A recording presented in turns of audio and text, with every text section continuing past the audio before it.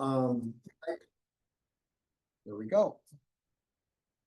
Thanks for everybody for being here. Catherine, there she is. For those of you on Zoom, can everybody hear okay? Yes, yes, Yes. okay. I'm Jim Kavanaugh, Douglas County Commissioner, Chair of the Community Services Committee. I'm joined by my colleague, Commissioner PJ Morgan. We have Mayor Don Grosser, and Mayor of Ralston. Welcome. Thank you. And what we are going to do, and I think Catherine, you brought copies for folks, did you? They're being printed now. They should be up shortly. Okay, great. We're gonna do a little bit of a PowerPoint for folks to see where we're at. But before we do, much of the work that gets done on this project is done by the Visitors Promotion Council. And we're really lucky to have some great folks on that. And to my left here is the chair, Todd Simon.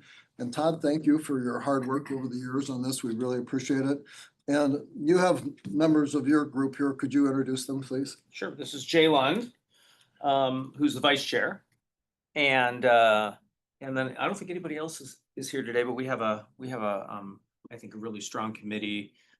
Consists of Emiliano Lerida, Christy Jokla, who manages the Marriott out west, Chris Johnson, another hotel manager here in town, Dick Davis, and Mike Fahey, or not Mike Fahey, Mike Leahy, thank you.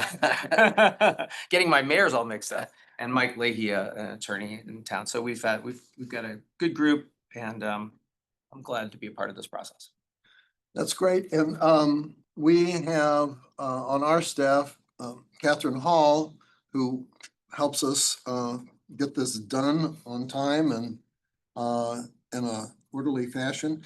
And Catherine is going to help us with the PowerPoint here. Did you say those are coming up now, Catherine? Yep, they're printing. They should be up shortly. Just, kind of a general overview, and then I'm just going to pass it off to Catherine for some of the legal background on this. But the Douglas County Visitor Improvement Fund is based on. Do we want to put it up? A hotel. Sorry, I'm sorry to. Yeah, this would be page Right. 3 if you can do it. Yeah. Sorry, Jim, I didn't want Oh, there we to go. stomp all over you. No, you're good. Just pass these around on both sides. There you go. Great. She printed them and I did, so there's even more downstairs if for some reason you need. Thank you.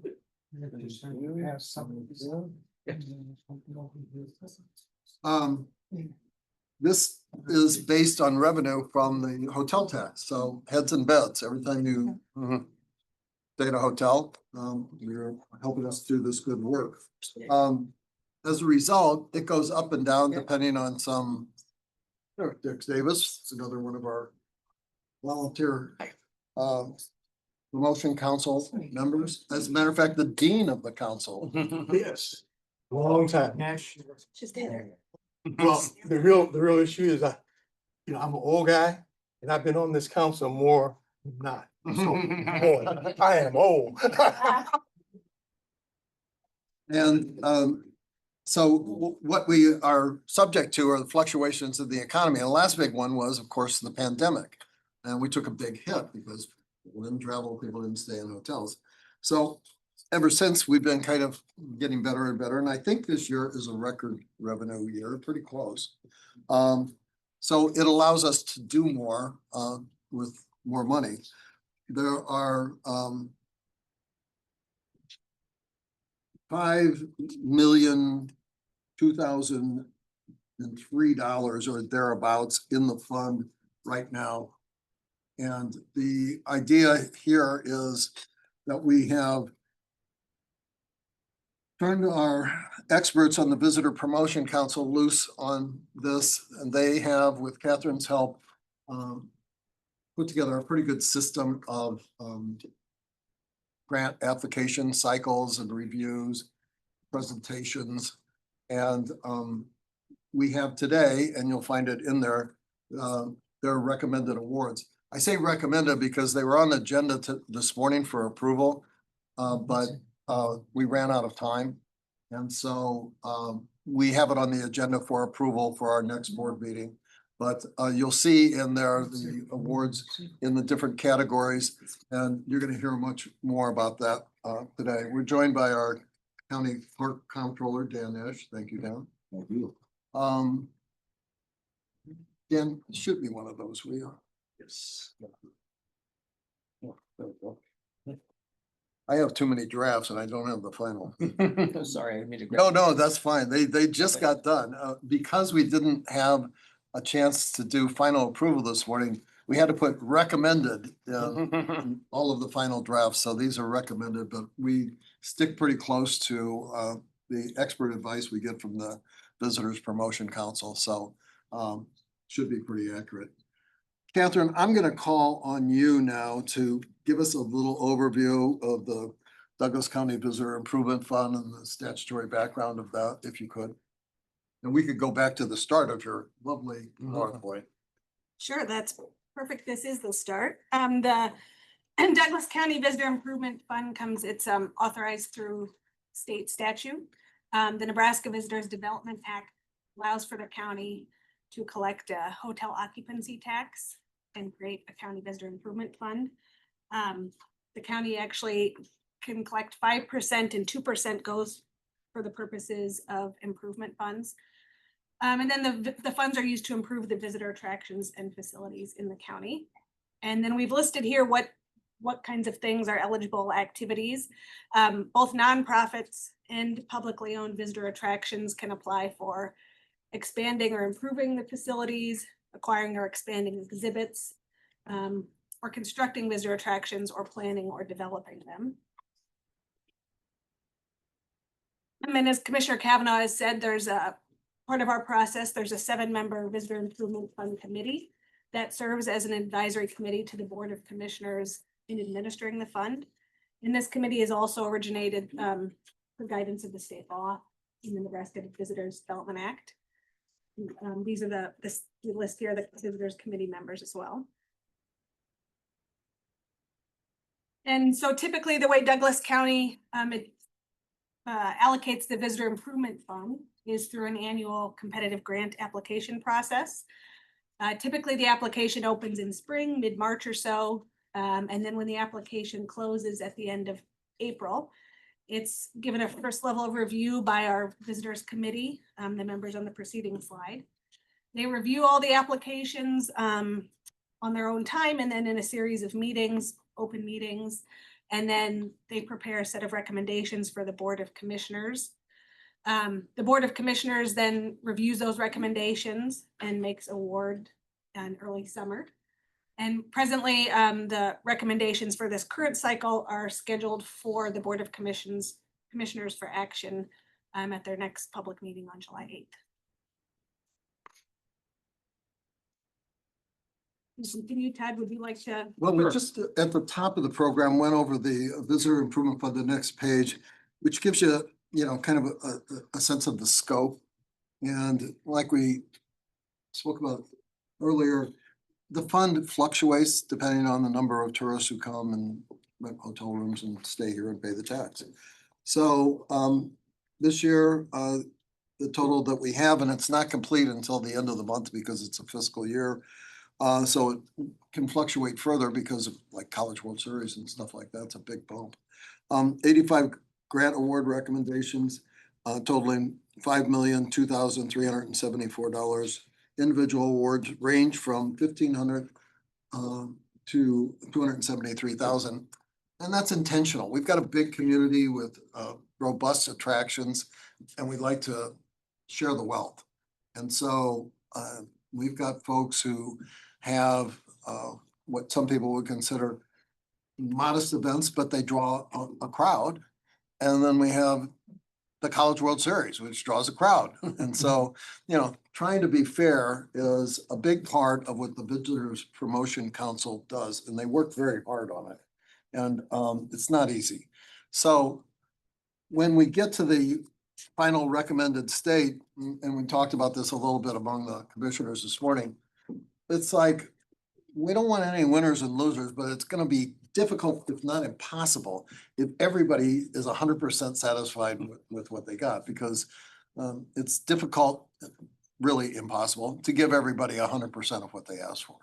And so bear with us, we're doing the best we can, and we've got people who, you know, they've got a stake in the community and they devote time out of their lives to do this as well as they can, and I think they do a good job. That said, I'd like to turn it over to the chair of the Visitor Promotion Council, Todd Simon. And Todd, can you share a little bit of your wisdom with us here today? Sure, and I'll just kind of tee up what the rest of this conversation is going to look like. I'll give you guys a quick overview of kind of our process. You guys have the list, everyone has the list of the preliminary recommendations, so we're not going to go through those one by one.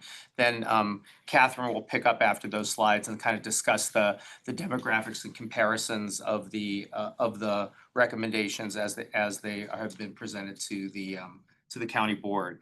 But I think, you know, one of the things that has been eye-opening for me and the way I view the work of the committee as I've been involved in it is that, you know, we're working hard as a community to create a diverse portfolio of attractions in Omaha that make Omaha a great place for people to visit and come with their families and friends, and also a fabulous community for the people that live here in the county.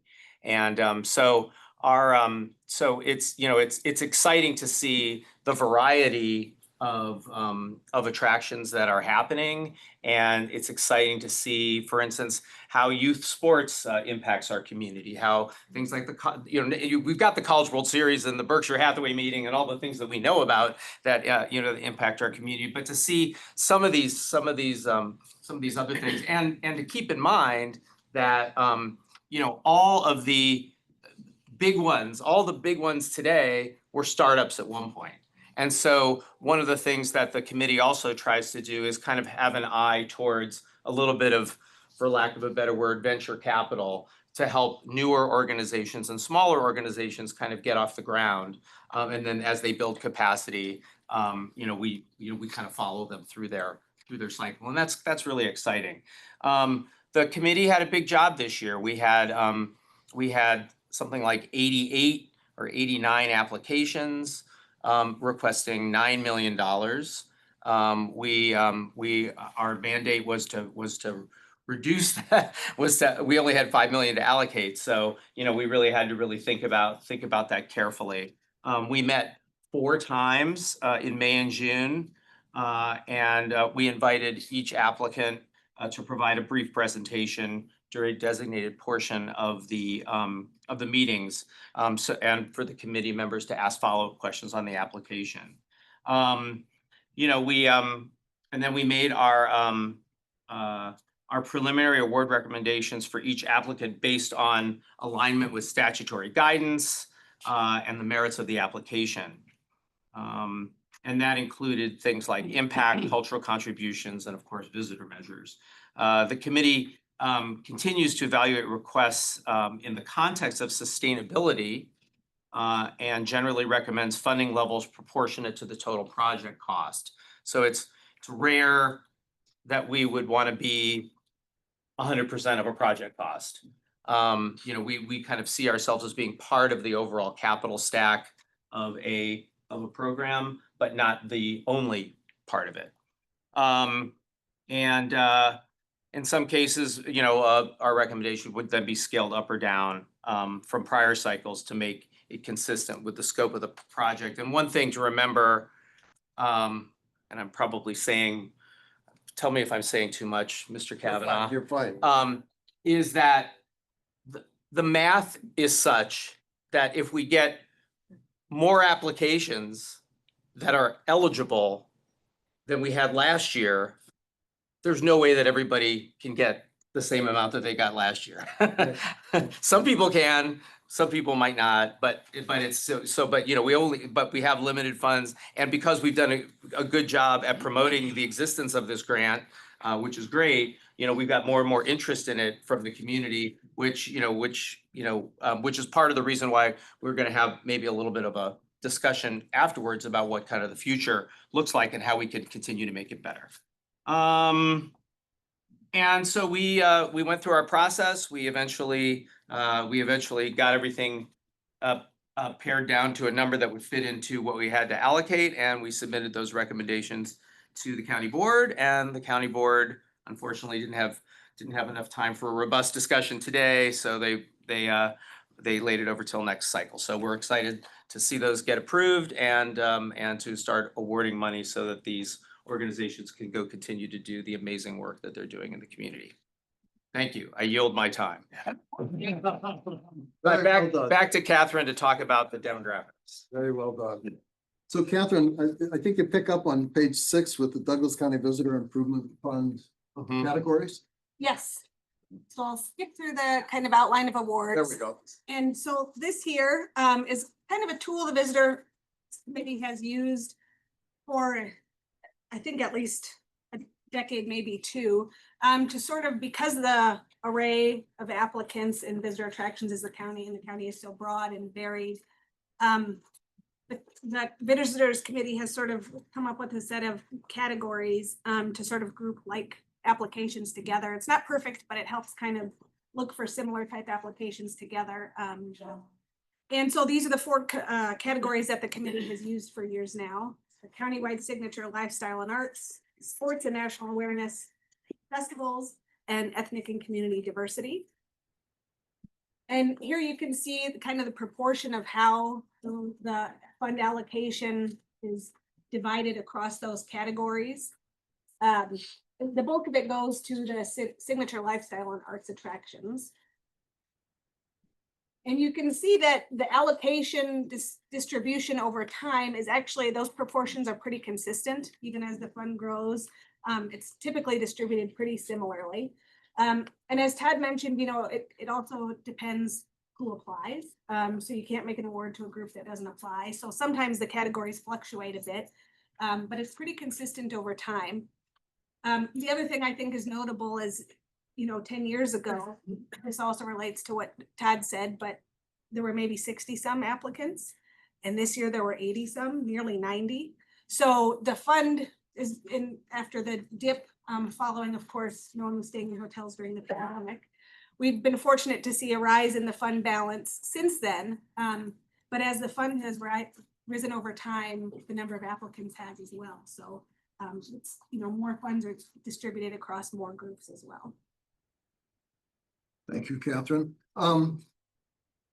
Looking back, and you can kind of get a feel for this on page 7 in that the bar graph there, is the growth of the fund. So we're back to 2019, and you see the big dip from COVID in 20 and 21, and we don't really get back to pre-COVID until 22, 23.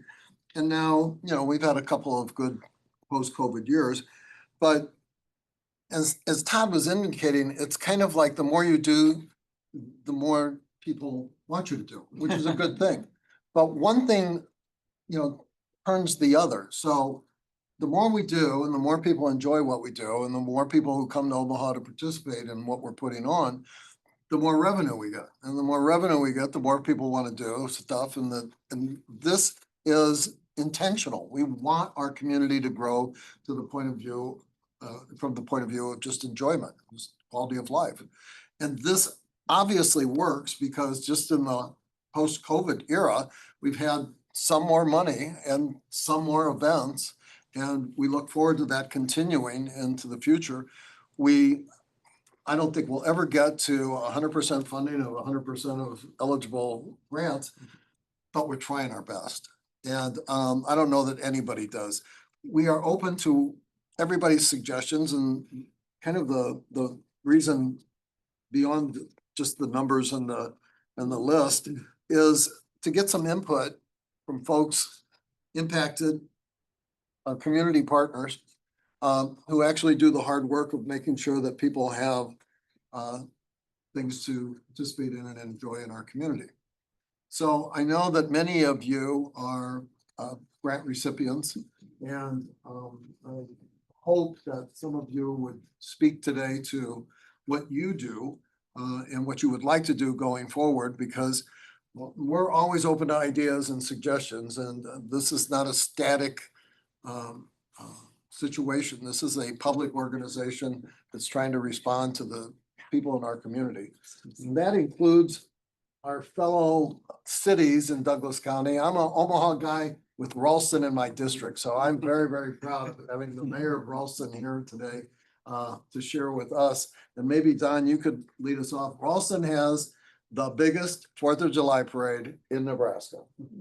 Bar none. I've been in it since I was a little kid. It's huge. It's great. Great fireworks. Independent city. You were a little kid? Stop it. We've had the parade, we've had the parade for 65 years, and I've been the mayor for 30 years. But anyway, I really appreciate the grant that's been offered to our city. We use the money, we do have the largest, Seward might think they do, but we really do. But anyway, we have over 40 to 60,000 people come to our Independence Day Parade on July 4th. We also have a children's parade in the morning, a fun run earlier than that. And then in the afternoon, the fire department puts on a water fight. So that's everything that goes on July 4th. We moved our fireworks to July 3rd this year because there's a lot of other fireworks that go off on the 4th. And we thought it might be really helpful to the whole community if we would move our fireworks to the 3rd at 10 o'clock. They're shot off right next to the arena in Menards on 72nd Street. Last year we did a count. As hard as I mean, people just park all over the city to watch the fireworks, but we think we got at least 20 to 30,000 people watching the fireworks. This year we've added about an extra $5,000 to $10,000 to our fireworks display. And part of that is because of the grant, but you know, we'd like to make it bigger and make it more elaborate. We don't do the drone thing like La Vista does. And I don't know whether Papillion does that or not, but anyway, we think our fireworks are really well, they're really good. We have a big band that plays down at the granary, and they'll be playing in concert with the fireworks, and it'll just be a really wonderful time. Amy, have I forgotten anything? Another key point of why we moved them to the 3rd, I think is really important, is a lot of people usually have to work on the 5th. And so moving them to the 3rd, we just wanted to make more opportunities for families to come. They don't have grouchy kids by the end of the night on the 4th when they've been out all day in the heat on the 4th. And so they have just a little bit more time to relax and just go to the fireworks and then get up and go to the parade the next day. Our grant has also gave us the opportunity to add a couple new activities to our event as well. We've started this foam party thing. I don't know if you guys been to a foam party before, but the kids absolutely love it. There's like this cannon that absolutely just shoots out this foam, and kids love it. And it all disappears. Like, you don't have to clean it up or anything. Like a half hour afterwards, it's like gone. It's the weirdest stuff in the whole world. And so, but we added 2 more cannons this year because it was big. It was a DJ, and this foam flies everywhere. And the mayor got into it last year, and everybody was. So I'm kids, covered in foam. it was great. Pine So, But yeah, it's better than the pine. but yeah, that's the gist of it. But just add a couple other things. So thank you. Thanks. Yeah, we really look to expand. Burleson's a great community, part of our Douglas County, and we really appreciate everything. And we just want to make more visitors come to our city because it's a great little city. Thank you, Mayor. I'd like to introduce one of our colleagues who's come in on Zoom, Mike Friend. I think he's still there. Maybe he's in and out. And we have an additional council member, Christy Jokla. Hi, Christy. Thanks for joining us. Going down the list of events, you'll see everything from, you know, big sporting events and big parades. And, you know, I want to mention this because he said 25,000 for the fireworks. That's on top of the 75.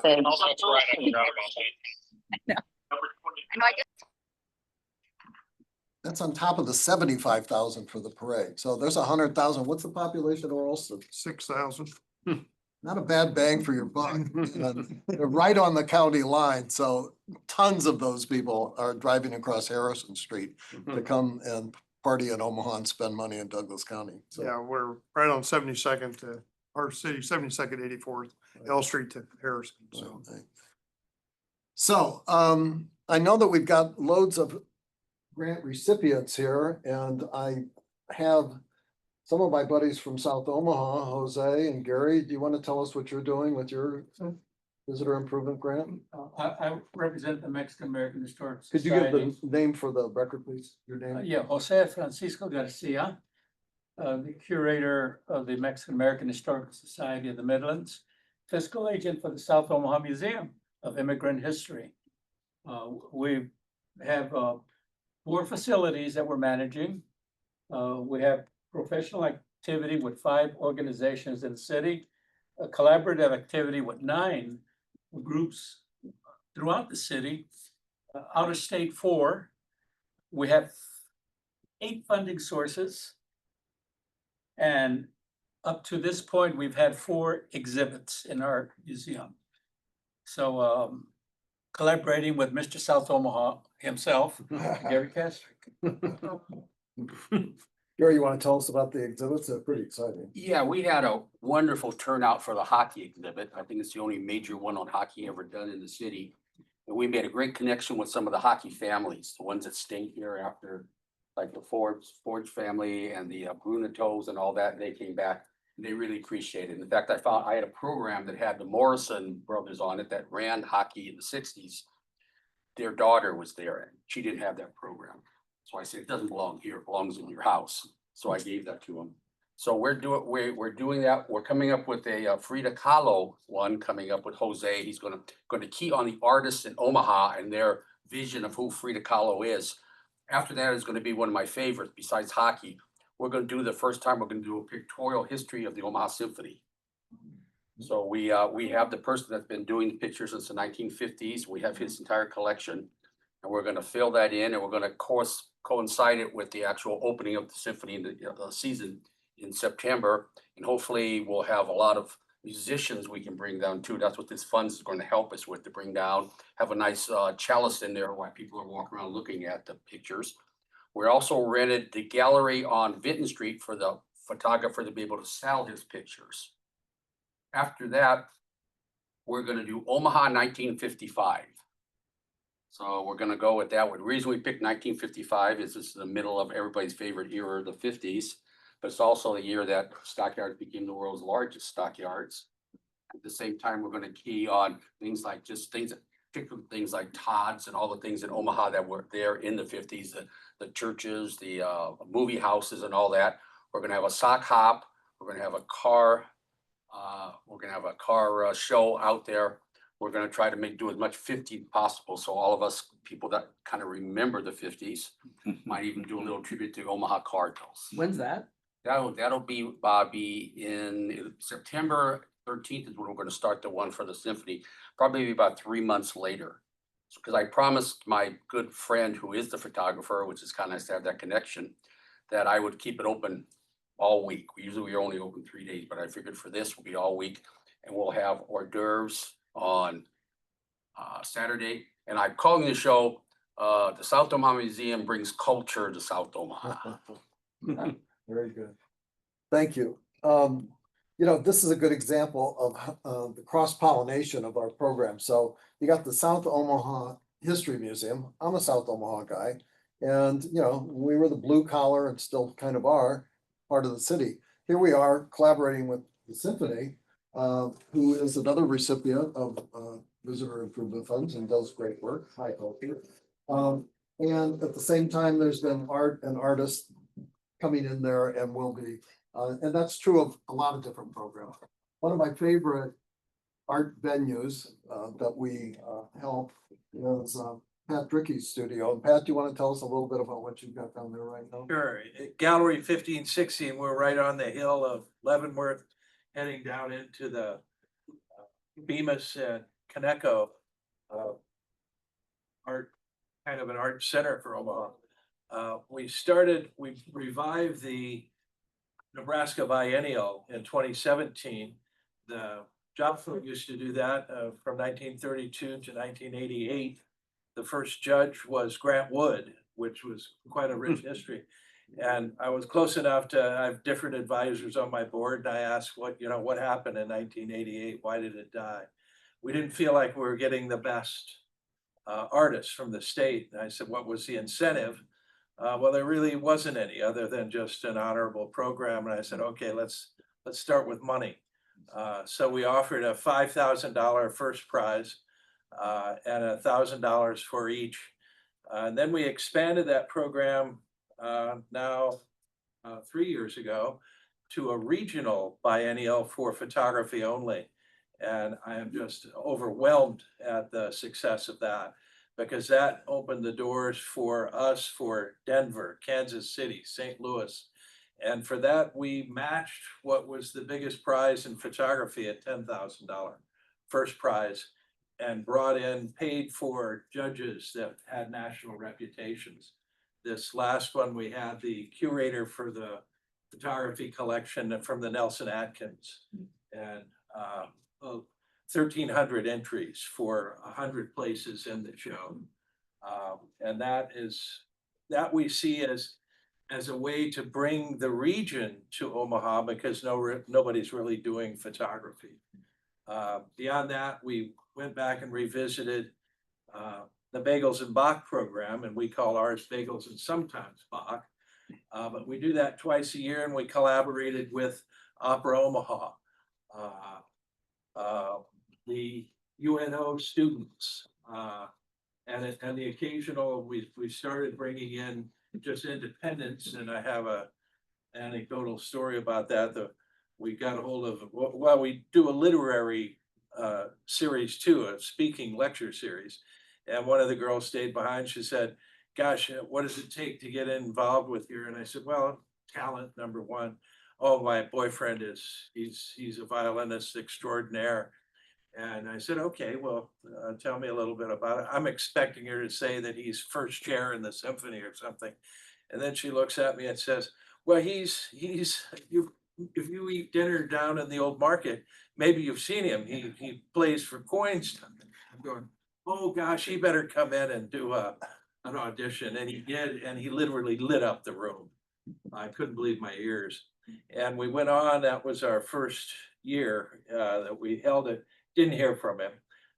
My wife, I swear, she has a pencil sharpener to sharpen her elbows and will kind of needle me, say, have you heard anything? What's going to happen on Sunday? Is the guy going to show up? And I looked at her and I says, I'm giving him till 7:30. It's Friday night now.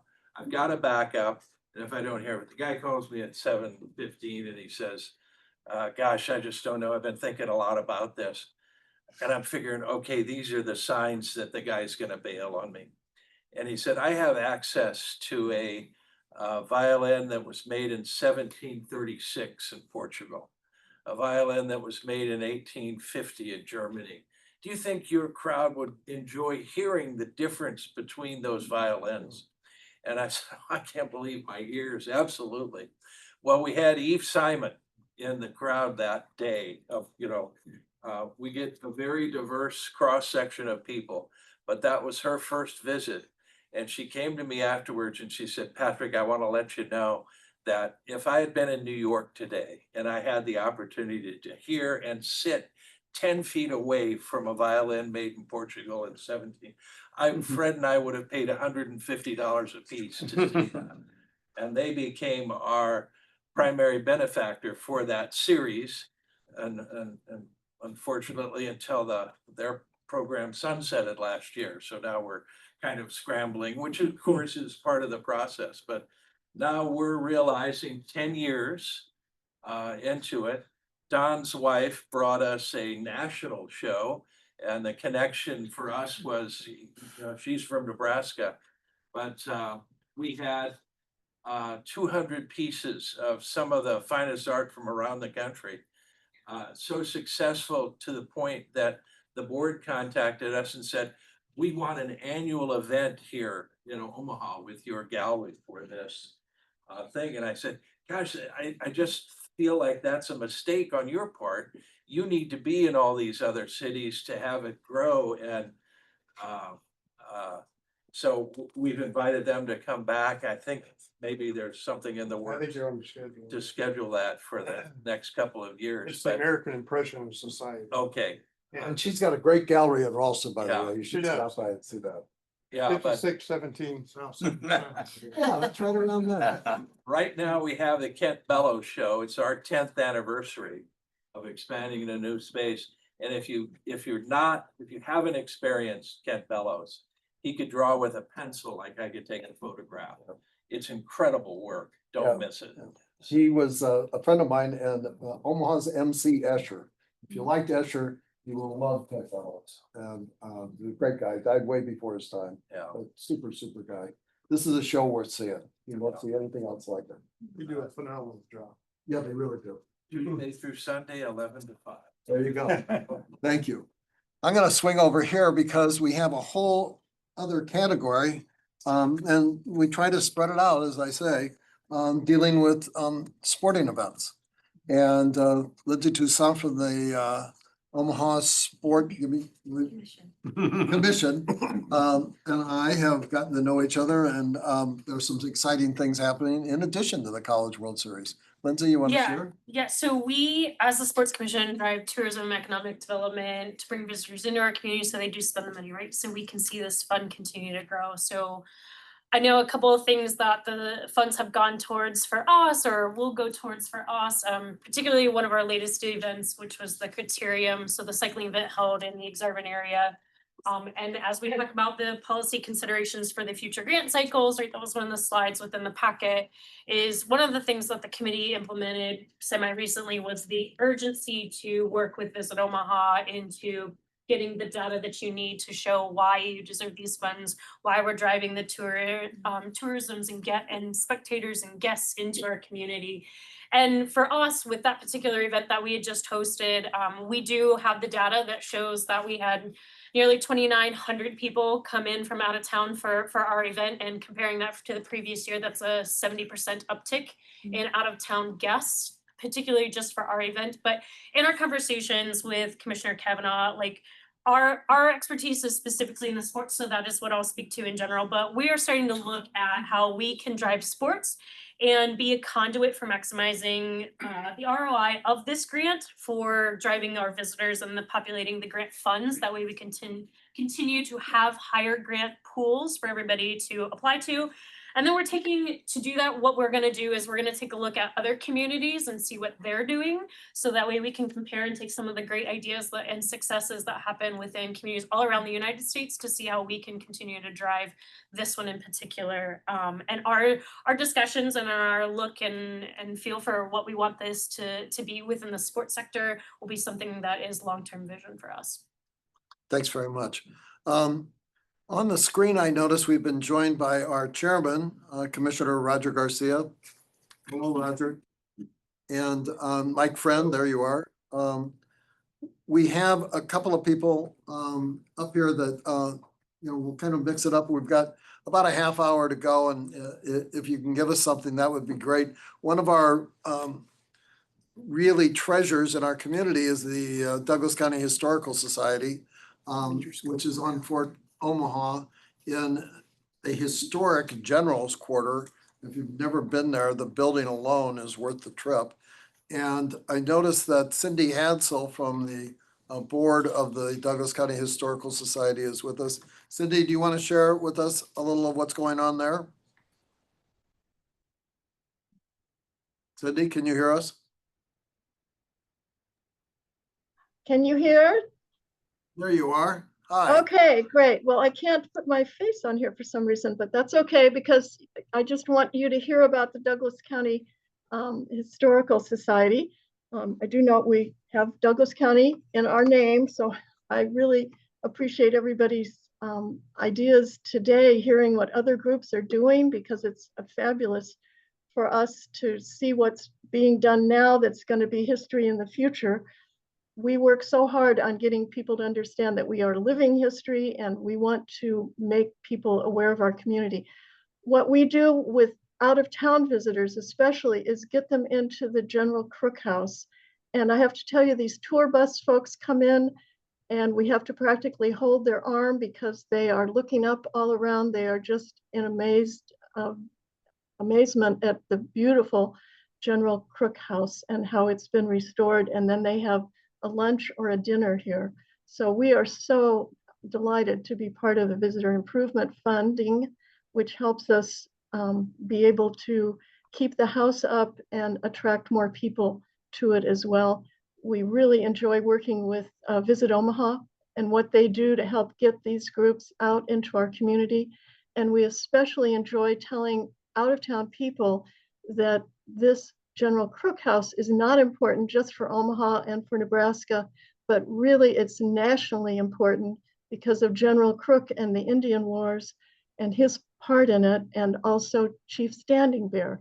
We just had a 3-foot replica of Chief Standing Bear statue that's in the rotunda installed in our office at the house that was General Crook's office. So again, we're delighted to be part of this and really hope that the vote soon at the council approves our funding and everyone else's as well. Thank you, Cindy. Tying into the General Crook House, there is a major motion picture set to be filmed here about General Crook and the Standing Bear trial, which occurred at Fort Omaha. And this is directed by Academy Award-winning director Jim Sheridan. You might have seen My Left Foot or some of his other movies, but it's going to be shot in Nebraska and hopefully using some of the facilities that we have at Fort Omaha, including the Crook House. This is an Irish director, and this brings us to the Irish Film Festival, which is entering its 3rd year. And I know that we have the president of the Omaha Irish Cultural Center with us today, Mr. Fogarty. Yeah, my name's Ed Fogarty, and as Jim says, this is the 3rd year we've done it. We're shaking off the growing pains. Each year, 1 and 2, it was better and better, and 3 will be about as good as you can imagine. Insofar as bringing people in, we've got Western Iowa, lots of Irishmen. We got South Omaha, lots of Irishmen. Central Omaha, lots of Irishmen. We got little Dublin up here around Wisner and Neil. So we do get a little bit of traffic for this, but the main thing is the artistic side of this that we're getting into. We get all of our films from Ireland. We got a great connection with the government of Ireland. They're really into working with us and every other major Irish gathering in all the big cities and villages of America and other countries. Because so many people have left there for 200-300 years. Land of immigrants. Now this last one I'll talk about, we're good enough so far. The first year when we were just getting started, we got some people from Ireland, directors, people with the movies we were showing, who actually came to see our thing. This last time, it was really great. Some guy comes out of the middle of the Mediterranean where he'd done this great movie, kind of a Butch Cassidy and Sundance Kid thing, except it was in Ireland with a couple of roustabouts. Great movie. Had horses. It had a little girl that wanted a horse. In the end, a horse and a little girl get together. Great movie. He came hoping for a prize, and of course, he won Best in Show, which we've always done a Best in Show, and we were happy to give it to him. But that's about where we are right now. We're about to break out. I think this next one will be bigger, better. We've really got Ireland kind of behind us. We've got Chicago's got a great big Irish community and a Brooks and Moore facility that is about the best in America. And we're working with their film festival. So the quality of what we're bringing in is really high. And I hope in year 3, we will really take off. Year 4, and never forget what our Irish club's real distant mission is. We want a bricks and mortar building to be kind of the gathering place for all the Irish in Omaha. We'll have to have it well constructed because there'll be a lot of This one bees there, South Omaha boys. Oh, no. Thanks, Ed. I appreciate it. Polish, and I was there all 3 years. So we all go with the Irish. It was great. Great. I'm gonna call on one person, then I'm gonna throw it open for the last half hour here, so anybody and everybody, please jump in. William King is the head of the Omaha Community Broadcasters, and I've actually been on his program, I don't know, once or twice anyhow. It's a great community radio station, and they do some great stuff in terms of getting stories out that you won't hear on, commercial radio per se. And William, I see you're here with us on Zoom. Would you like to share with us a little bit of what you're doing?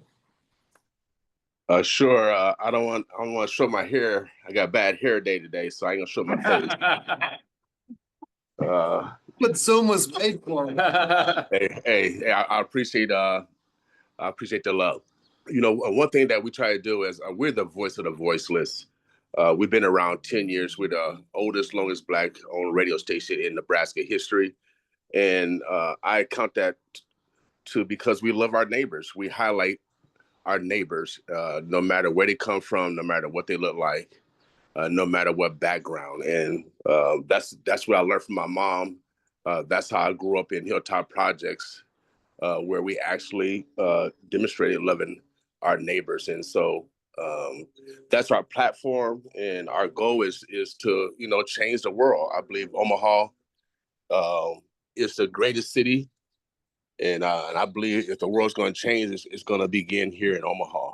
And so this collection of organizations that's funded is just one example of how the world should work. And so that's our platform. And my goal again is to continue to do what we've been doing, is to be that voice of voiceless. William, can you describe the event that the county grant assists with that you? Well, I do a variety of things as far as Father's Day. I've been doing that for the last 9 years. Fathers are significant in our communities, in our families, and so we highlight Father's Day because it's necessary. Also, we highlight, of course, Native Omaha Days is this year, and we highlight again our neighbors, the great individuals that live here, that come back here to celebrate, being born or being raised here. And so we really focus on those two events, and off years when Native Omaha Days is not around. We really focus on just different community events that's around our culture, our music, and our food. That's great, William. Thank you. And we really enjoy your programming, but also the collaboration that you do, like with Native Omahans, another grant recipient, is part of this cross-pollination that we're really excited about getting going.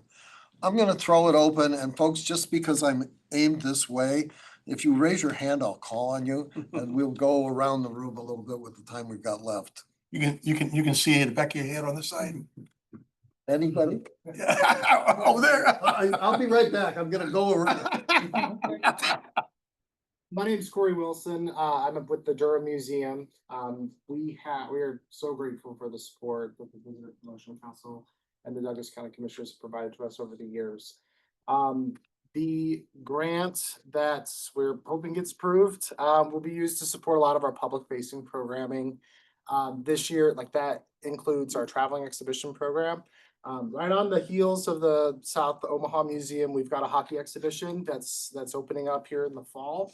Working with Gary, as well as the athletics department and the Omaha Lancers, trying to pull that story together to complement this traveling exhibition that we have coming in from Canada that's endorsed by the NHL and the National NHL Players Association. Really, really cool stuff.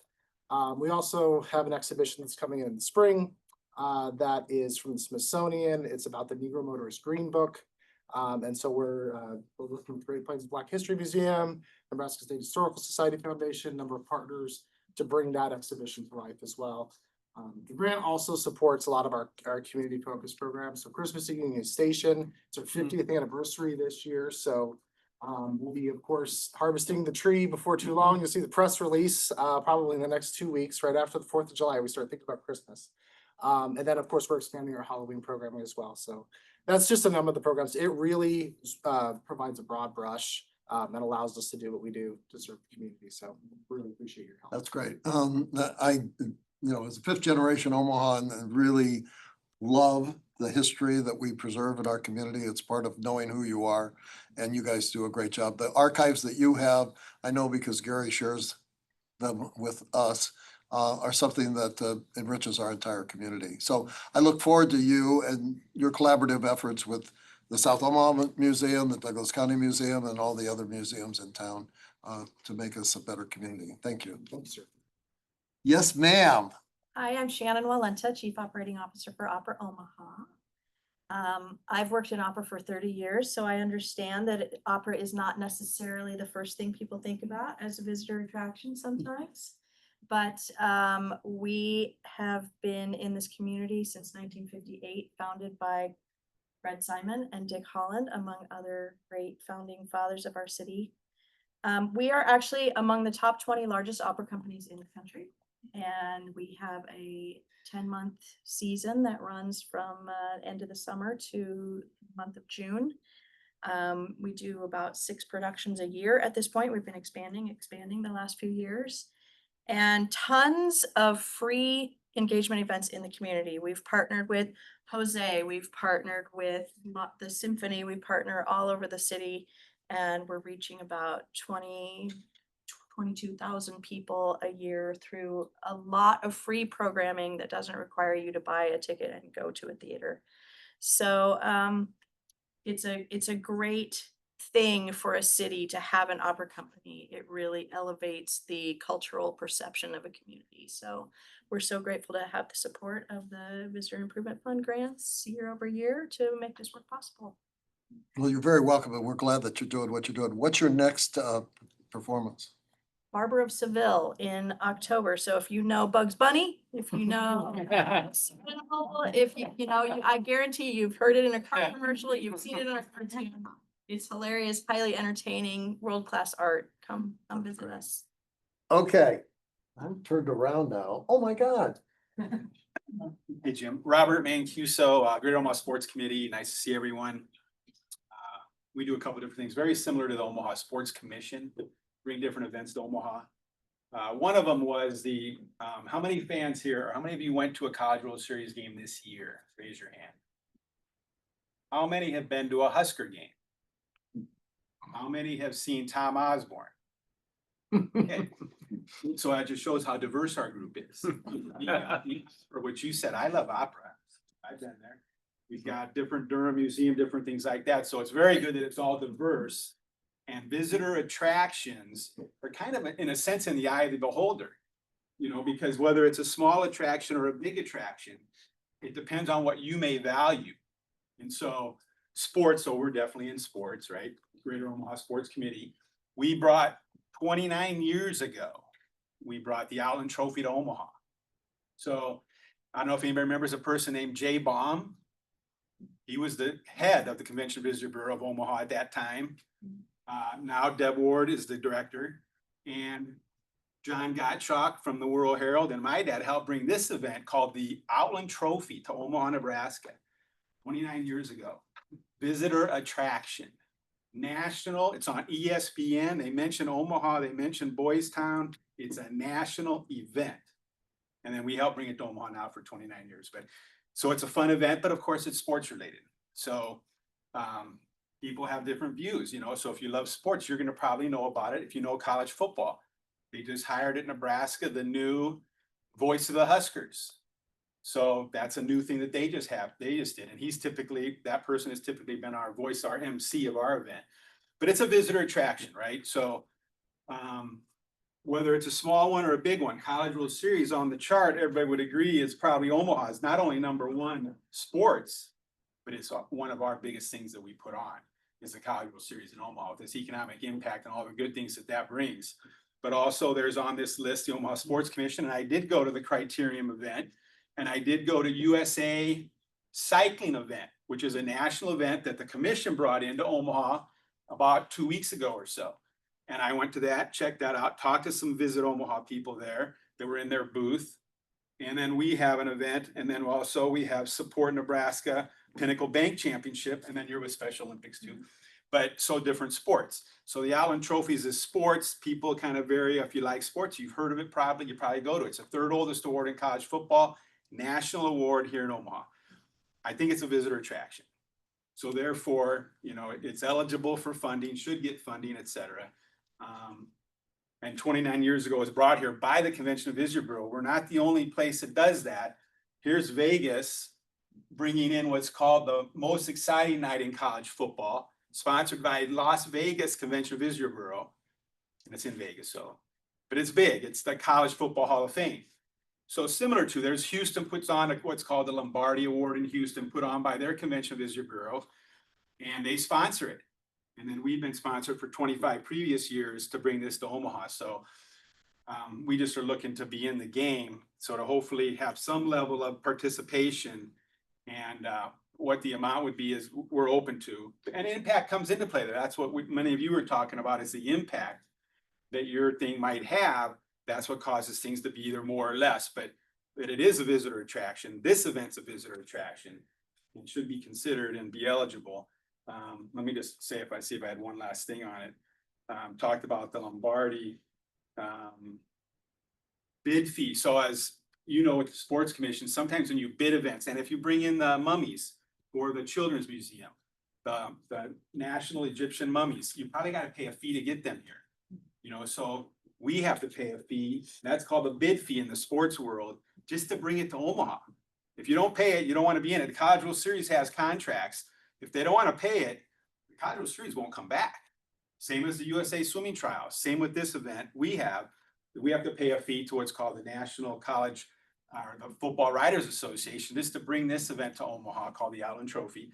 But it's more than one day. It's multiple days, multiple events throughout the fall season, typically, and goes into January. But anyway, I wanted to give you a little background on it, but it's a fun event. It's about sports, yes, but you are all welcome. So if you guys get excited, let me know. But Tom Osborne's there. There's famous Huskers there. Will Shields, Dave Remington. If you're a football fan, you would love these kind of things. Johnny Rogers is there every year. It's a great event, and it's a fun event for Omaha. And it helps put us on the sports scene. So besides these couple big ones that are national, if you're into college football, this is a national award. It gets mentioned all the time on ESPN and college football games and college football scene there. Thanks, Bob. And I gotta say, thanks to the Mancuso family. I've been here for a long time and done a lot of great things, particularly in putting on events, managing everything from the Civic Auditorium to the Outland Trophy. You guys do a super job. Thank you. So thank you. You from South Omaha, why are we historically significant in that trophy you just mentioned? The Allen Trophy, you're Dave Remington, right? The only two-time winner. Exactly. He's the only two-time winner is Dave Remington. And Okay, boys, take it outside. All right.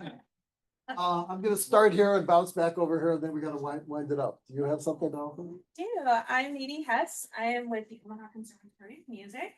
I'm also a proud mom to 3 cellists, one who is the best in the state. And when it comes to the conservatory, we are building at the next generation of musicians. We have all of these all-stars in our midst, from artists, faculty to students that are just incredible in their art, and just we're facilitating and cultivating the next generation of those students. And the fund has supported us for a number of years. Like great athletes, students also need, the musician students need a place where they can grow and have conditioning. And that's what our Suzuki Institute serves. Our Suzuki Institute is a nationally recognized institute and one of the 2 in the Midwest, which is kind of incredible. So we have students that come in from Michigan, from Minnesota. And so we are just growing that program through and through. These students go on to be part of the all-state program in Nebraska. 25% of the students that participate in all-state for Nebraska come from the Omaha Conservatory of Music.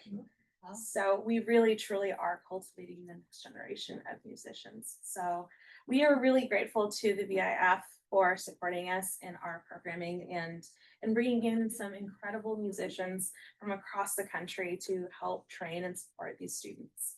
So, yeah, that's It's a great facility. It's the old synagogue that's It been is. totally refurbished into a super conservatory. It's an incredible place that the same acousticians that supported the Holland also are the ones that help build up the conservatory. So anytime those students are playing music, they have the same professional level that all of the professional artist faculty have. So Thanks so much. Okay, Oh my gosh, you're gonna put me on the spot? well, I don't know, it's somebody. Well, I was not expecting to speak.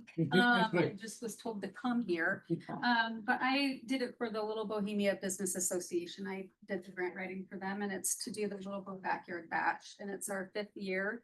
And we're just trying to continue to grow it. We don't have much funding, and we just kind of get it from neighborhood businesses down there, and we just want to grow it, get better acts, pay the bands better, pay them what they're worth, and we just need more funding to do that. And it's a free event, and we have Omaha Mobile Stage.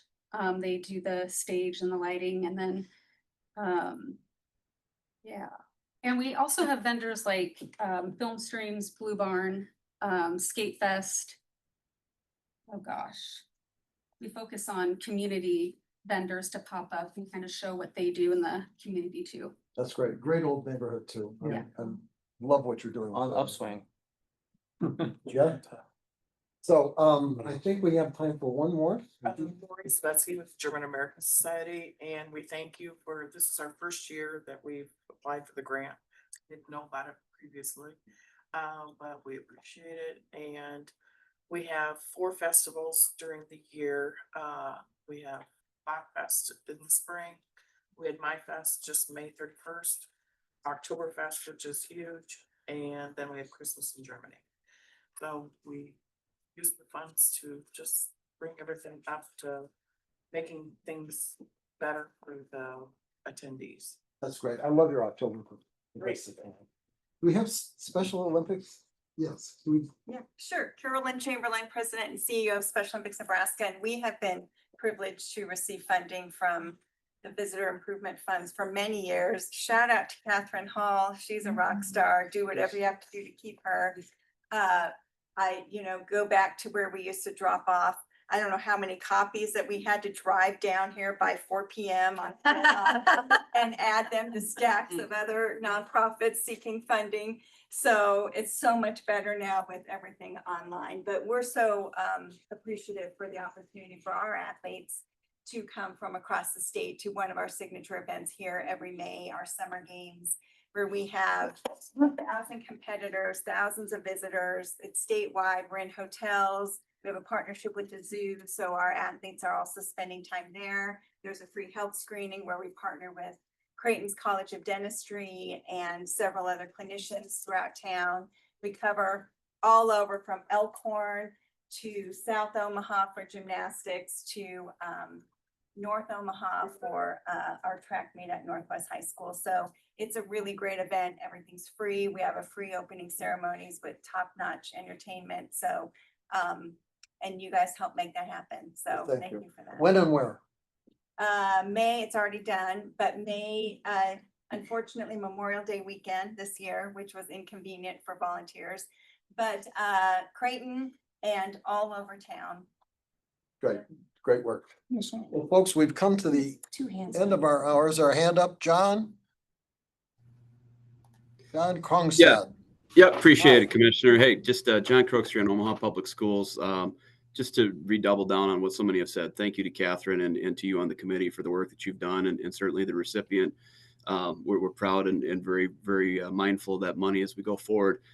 I do want to ask 2 questions, and I know one we spoke to a little bit last year at a similar meeting, but would ask committee members to consider, again, a process for those of us that have to go and put in a competitive bid to get events to Douglas County, and what we can do for quote unquote hypothetical dollars rather than a, hey, we have this event, can you now support it question. And then I think the other one I would ask maybe for Catherine or someone as part of the board, and if it's a long answer, it doesn't maybe have to be now, but could be offline. Curious with the information that all of the groups submit when we talk about the attendance data, the heads and beds, and really the return on investment question, right? Do you all have a dashboard? Is there a collection of that information? So there's kind of an evaluation that, hey, program X gets $10,000, but it's costing us $100 a head to get into town, where program X or program Y has $10,000, but it's $1 per head for that return on investment. So just curious about how that process. Those are good points, John. And just on those points, part of this, as you'll see from the agenda here, is policy considerations for future grant cycles. And what you make are some good points.